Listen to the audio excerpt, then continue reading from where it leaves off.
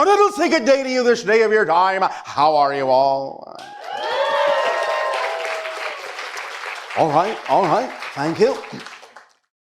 This transmission begins with the idea of bringing through another being you have come to know as Willa, who will be speaking about the idea of the first level of mastery called the cryptic, engaging with each and every one of you to allow you more ability, more opportunity to engage with your true nature and also with the different aspects of nature. Allow us a moment to help make adjustments in the vibrational connections that we utilize with respect to the channel so that we can help facilitate Willa's connection so that she may communicate with you. One moment.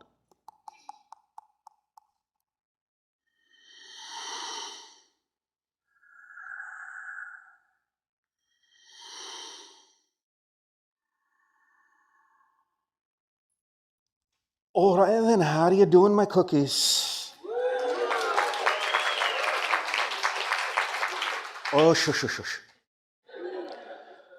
Now then, allow us an opportunity to begin to explain the ideas that we would like to share with you today about the first level of mastery, called the cryptic.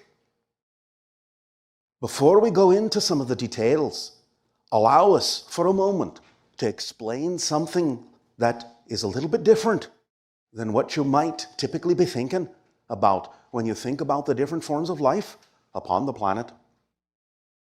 In our time, what you call 700 years of your future, what we call upline, we have gone through the arrival of the hybrids, the deconstruction and restoration of the planet in many different areas. Sea levels have risen somewhat. So many of the cities that you may be familiar with on your coasts are now ports and have reconstructed themselves in a variety of ways, and many areas on your planet that you're familiar with now are no longer above the surface of the sea. Because the next question was, what is the best way to think about or relate to a loved one that's passed away, so you can feel empowered and you can also establish that contact? How do you relate to a loved one who happens to move to a different city? Don't you stay in touch? So when you go through that grieving process, At first, the idea comes from beliefs in loss, and that's fine, and you can go through that process, but you have to understand you haven't lost anything.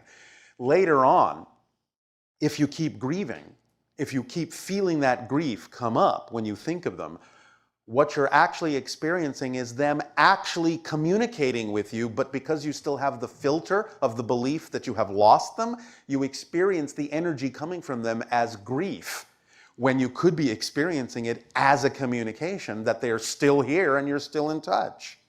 So it's about letting go of the definition eventually that you have lost something, that you cannot connect to them, that they are not anywhere that you can find them or relate to them or communicate with them, which is not true.